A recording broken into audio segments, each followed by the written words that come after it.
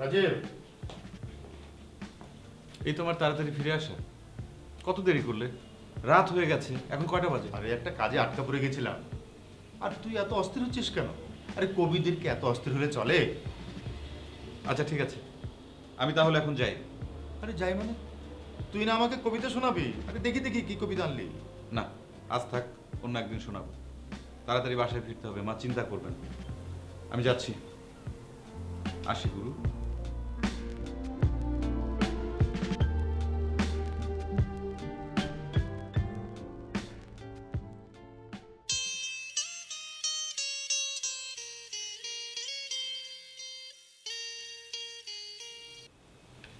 Hello,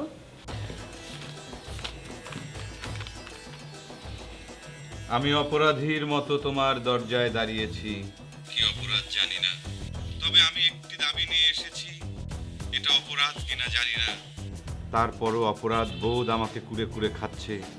ডুবন্ত সূর্যরশ্মির সবুজের বুকে অন্ধকারের আহ্বানে সাড়া দেয়।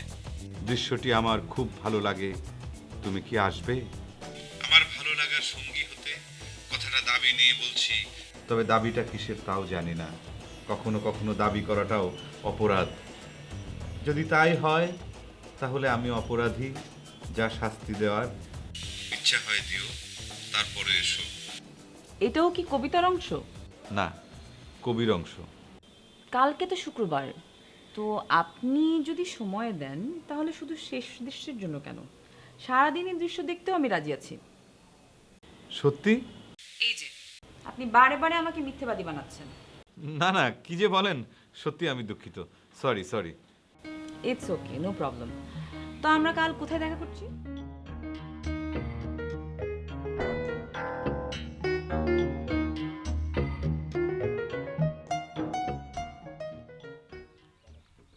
চারিদিকে নীলাকাশ, কুয়াশায় ঢাকা, যায় না সূর্য দেখা।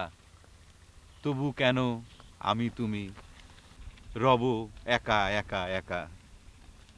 বাহ, অসাধারণ। বাহ, মানে আপনি কি ছোটবেলা থেকে কবিতা লিখেন? আমার কবিতা শুনে হয়তো আপনার মনে হতে পারে যে আমি অনেকদিন ধরে কবিতা লিখি, কিন্তু আপনার ধারণা ভুল। আমি আসলে কবিতা লিখছি মাত্র 6 মাস ধরে। আর আমি যে এত চমৎকার কবিতা লিখতে পারি সেটা আমি অবশ্য আগে বুঝতে পারিনি। মানে আসলে মানুষের মধ্যে যে কি থাকে সেটা বোঝা যায় না, তাই না? একদম ঠিক বলেছেন আপনি। তো তার মানে আপনি যেদিন বুঝতে পারলেন যে আপনার মধ্যে এমন লুকোনো একজন কবি আছে, কাব্য প্রতিভা আছে আপনার ভেতরে, সেদিন থেকে আপনি কবিতা লেখা শুরু করলেন, তাই তো? একদম সত্য। একদম ঠিক ডিসিশন নিয়েছেন আপনি। আসলে আমার মনে হয় কি জানেন, একজন কবির জন্মই হয় শুধু কবিতা লেখার জন্য। চমৎকার, অসাধারণ। আমি একটা সিদ্ধান্ত নিয়েছি। কি সিদ্ধান্ত? যে আমার কবিতা শুনে মুগ্ধ হয়ে আমাকে ভালোবাসবে, আমি তাকেই বিয়ে করব। যেহেতু আমি অনেক ভালো কবিতা লিখি, এই সিদ্ধান্ত তো আমি নিতেই পারি, তাই না? হ্যাঁ হ্যাঁ, সেই সিদ্ধান্ত তো আপনিই নিতে পারেন। একজন অসাধারণ কবির অসাধারণ সিদ্ধান্ত। তো এমন কাউকে পেয়েছেন নাকি?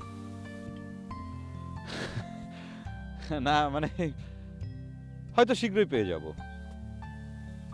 ও, আর যদি না পান তো? না না, পাবো না কেন? যতদিন না পাবো ততদিন আমি ধৈর্য ধরে অপেক্ষা করব। আচ্ছা চলুন না কোথাও একটু বসি।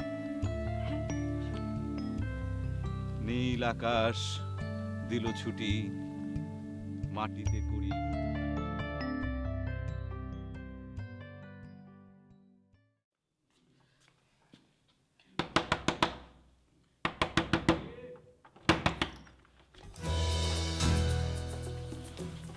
তুই কাল সারা রাত তোর ফোন বন্ধ কেন ছিল? বন্ধ ছিল না, বন্ধ করে রেখেছিল। কেন? আমার দাঁত ব্যথা করছিল। মানে কি?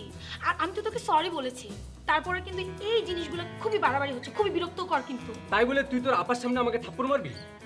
আচ্ছা, ভবিষ্যতে যদি আমার আর তোর মধ্যে কিছু হয়ে যায়, তাহলে আমি সারা জীবন তার কাছে ছোট হয়ে থাকবো না? তার মানে তুই কি বলতে চাচ্ছিস, তোর আর আমার মধ্যে কোনো সম্পর্ক না থাকুক? আমি কি তাই বলেছি? হ্যাঁ, তুই তাই বলেছিস। তুই চাচ্ছিস তোর আর আমার মধ্যে যেন কোনো সম্পর্ক না হোক। ওকে ফাইন, তোকে কারো কাছে ছোট হতে হবে না। আরে নিতু, শোন আমার কথা শোন। তুই যদি কোনোদিন আর আমার সাথে কথা বলতে আসিস, এখন তো দাঁতে ব্যথা করেছে, তারপরে সব দাঁত ফেলে দিব।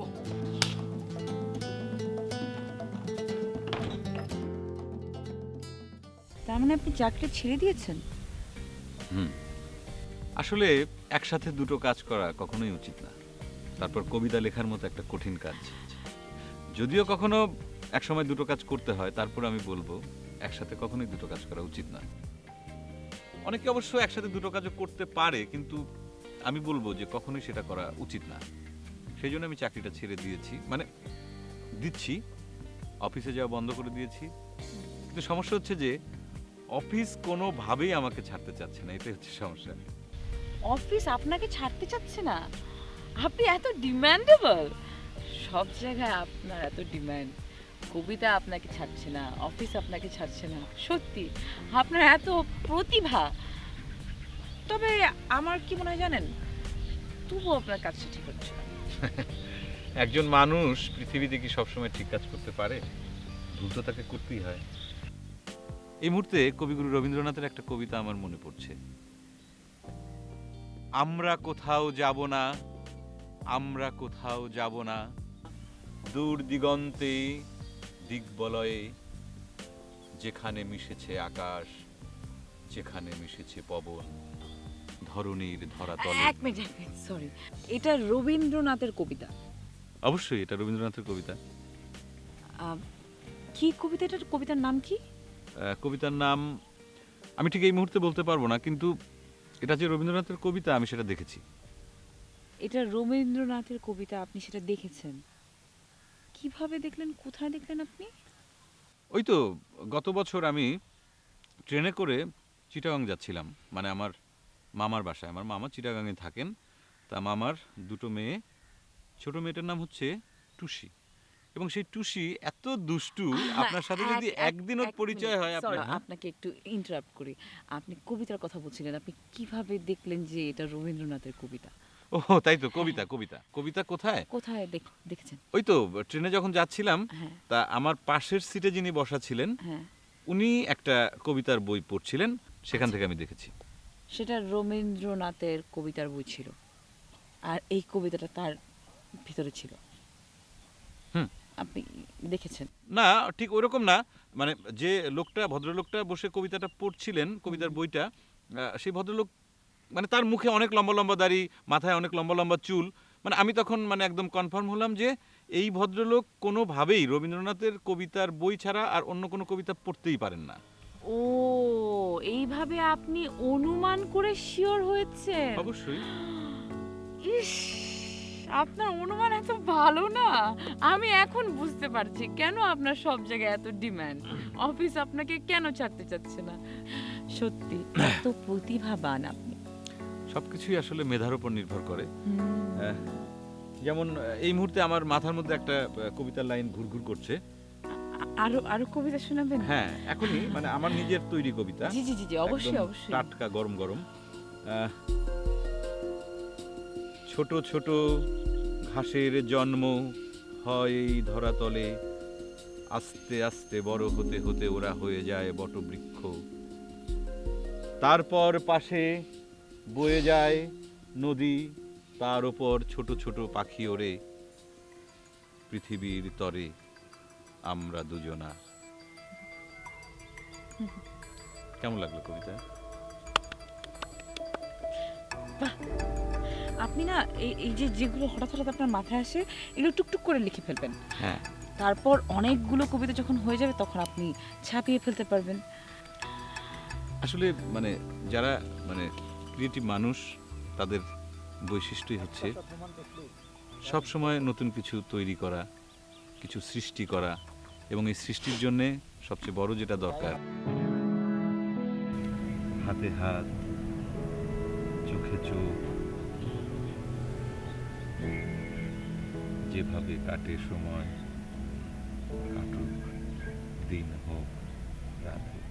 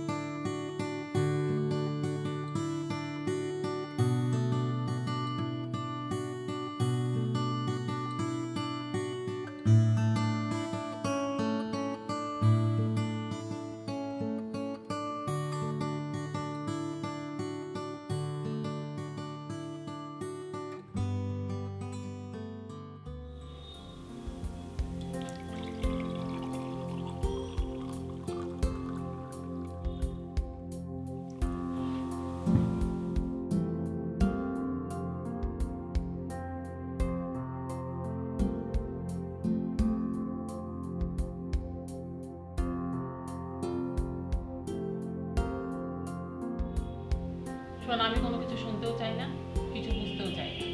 তোর যা ইচ্ছা হয় তুই তাই কর, আমার কোনো সমস্যা নেই, কিন্তু আমাকে বাড়িতে বউ এনে দে, আমি আর একা একা থাকতে পারবো না। তোর আপা দুলাভাই তোর জন্য মেয়ে পছন্দ করেছে, কাল আমি আর তুই দেখতে যাব। তুমি আপাদুল্লা ভাইকে জানিয়ে দাও আমার বিয়ের জন্য পাত্রী খোঁজার কোনো দরকার নেই, তোমার পুত্রবধূর সন্ধান আমি পেয়ে গেছি। বরং আপাদুল্লা ভাইকে বলো কয়েকদিন পর এসে আমাদেরকে যেন দোয়া করে যায়। ও মা, সত্যি তোর পছন্দের মেয়ে আছে? বাহ, তো সেটা আগে বলবি না? মেয়েটা দেখতে কেমন রে? বাড়ি কোথায়? আমাকে ঠিকানা দে, কাল আমি প্রস্তাব নিয়ে যাব। মেয়ে দেখতে কবিতার মতো, আর কবিদের বিয়ের জন্যে এত আনুষ্ঠানিকতা করতে নেই। কবিতাই হচ্ছে কবিদের শক্তি, আর সেই কবিতার শক্তিতেই তোমার নীলা তোমার ঘরে চলে আসবে। ও, মেয়েটার নাম বুঝি নীলা? খুবই সুন্দর নাম। আচ্ছা, মেয়েটার সাথে কি তোর ভাব হয়েছে?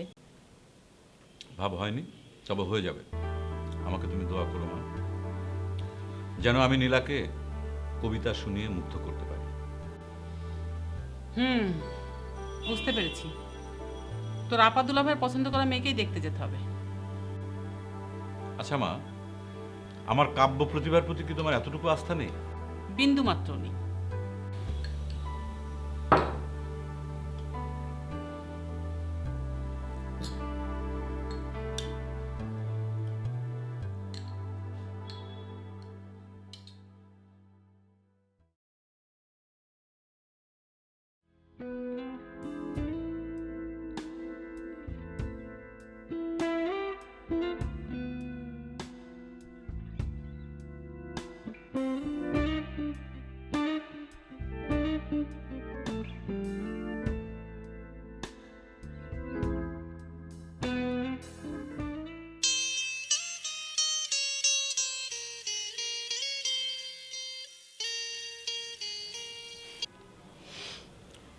জি বলুন, কি করছেন আপনি? কবিতা লিখছি। কবির কাজই তো কবিতা লেখা, আমিও কবিতা লিখছি। ও, কবিতা লিখছেন? তো কয়টা কবিতা লেখা হলো আজকে? সরি, আমি দুঃখিত, আমাকে ক্ষমা করবেন। সরি কেন, ঠিক বুঝতে পারলাম না। না মানে একটা কবিতাও লিখতে পারিনি। কবিতা লিখতে বসবো কিভাবে? মা এসে আড্ডা জুড়ে দিলেন। মাঝে মাঝে মনে হয় কি জানেন, এই সব কিছু ছেড়ে ছুড়ে দিয়ে অনেক দূরে চলে যাই। সবই বুঝতে পারছি, কিন্তু আপনি আমাকে কেন সরি বলছেন? সরি তো আপনাকেই বলবো।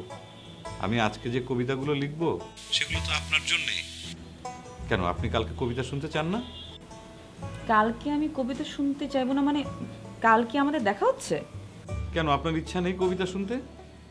আজকে তো আপনাকে কবিতাই শোনানো হলো না।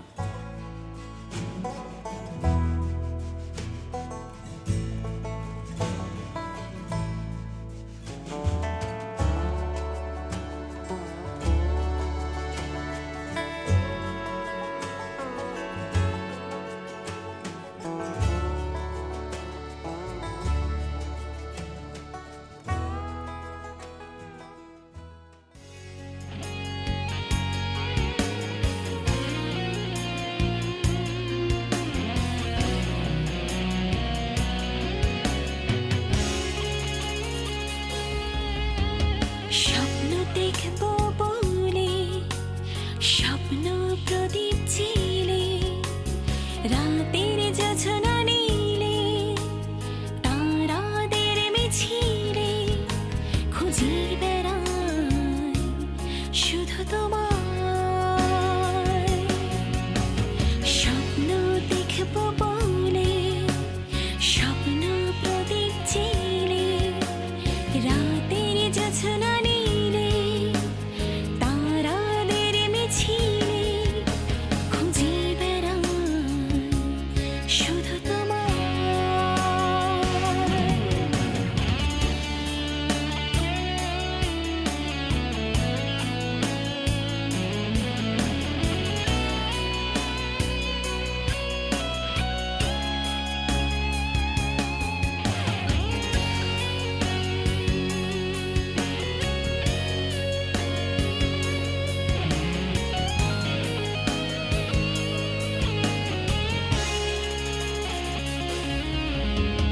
ফুলের সুবাস উড়ে দক্ষিণা বাতাসে, গাছের শাখায় জালে চলে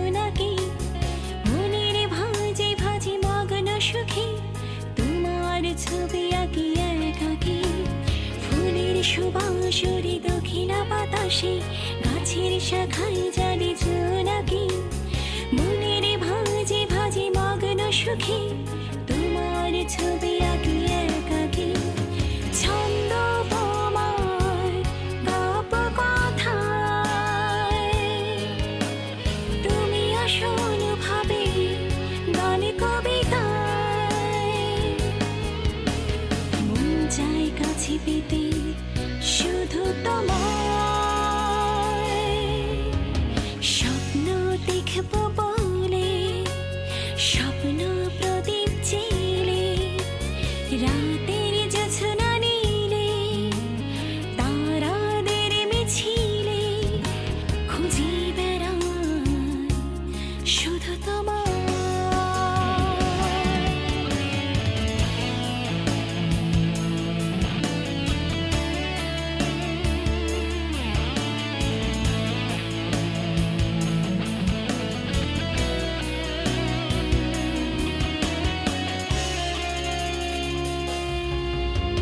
হৃদয়ের কোন ভাসি সুখের জোয়ারে আবেগে হয়ে যায় উদাসী বুকের ভিতরে বাজে যে বাঁশি ভালোবাসি তোমাকে ভালোবাসি হৃদয়ের কোন ভাসি সুখের জোয়ারে আবেগে হয়ে যায় উদাসী বুকের ভিতরে বাজে যে বাঁশি ভালোবাসি তোমাকে ভালোবাসি রাত্রি দুপুর গধূলি বেলায়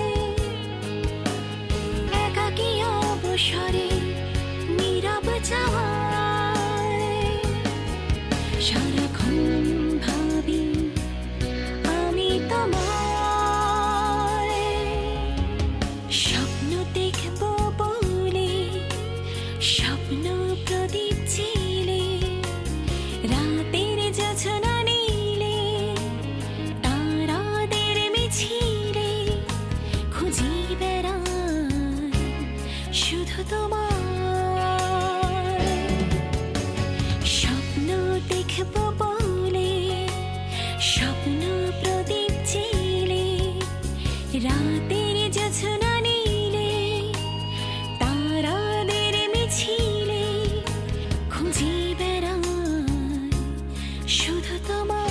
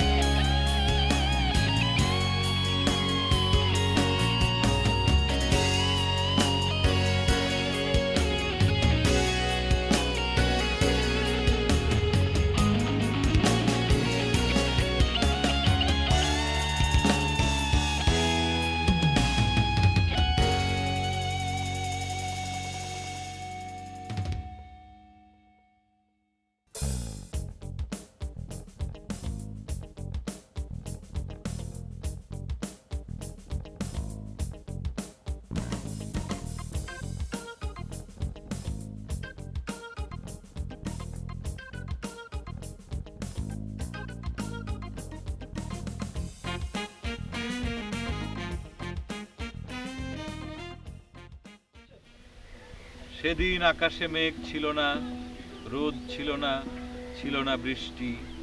হয়তো ছিল, আমি দেখিনি। আমি শুধু দেখেছি আর বলেছি তুমি দেখতে অনেক মিষ্টি। তুমিও তাকিয়েছিলে, মনে নেই? মনে করে দেখো আমাদের প্রথম পরিচয়টি। এই কবিতাটা কি আমাদের নিয়ে লেখা? অনেকটা। মিথ্যে বলছো তুমি। কারণ যেদিন আমাদের প্রথম পরিচয় হয়েছিল সেদিন তো তুমি আমাকে ঠিক মতো খেয়াল করে দেখতেই পারোনি। তুমি তো আমার দিকে ঠিক মতো তাকাওইনি। বাদ দাও, কবিতাটা তোমার কেমন লেগেছে? ভালো। ভালো মানে শুধুই ভালো? মানে মুগ্ধ হওয়ার মতো কিছু? মানে আমার কবিতা কি তোমাকে মুগ্ধ করতে পেরেছে? সত্যি কথা বলবো নাকি মিথ্যে বলবো? অবশ্যই সত্যি, আমি সত্যি অনেক পছন্দ করি। আমার মন খারাপ করবে না তো? না, না, সরি, আমি মুগ্ধ হইনি। ওকে, নো প্রবলেম। আমি তোমাকে আর একটা কবিতা শোনাই। হ্যাঁ, সেটা শুনবো। তার আগে তুমি বলো, তুমি ইঞ্জিনিয়ারিংটা একেবারে ছেড়ে দিলে কেন? চাকরি করবে না ভালো কথা, বাট ইঞ্জিনিয়ারিংয়ে টুকটাক কাজ করতে পারতে না? আসলে একটা সময় আমি মানে বিজ্ঞানকে খুব পছন্দ করতাম। আমার ফার্স্ট প্রায়োরিটি, প্রথম পছন্দ ছিল বিজ্ঞান। কিন্তু একসময় চিন্তা করে দেখলাম যে একটা সময়ে বিজ্ঞানও শেষ হয়ে যায়। যেমন মানুষের মৃত্যুর পর বিজ্ঞান কিন্তু স্টপ হয়ে যায়, আর সাহিত্য বেঁচে থাকে আজন্ম আমৃত্যু, মৃত্যুর পরেও। যেমন সাহিত্যে একমাত্র মৃত্যুর পরেও বলা যায়, আমি তোমায় ভালোবাসবো, মৃত্যুর পরেও আমি তোমাকে দেখব। এটাই হচ্ছে সাহিত্যের শক্তি। সেজন্যই আমি একসময় চিন্তা করি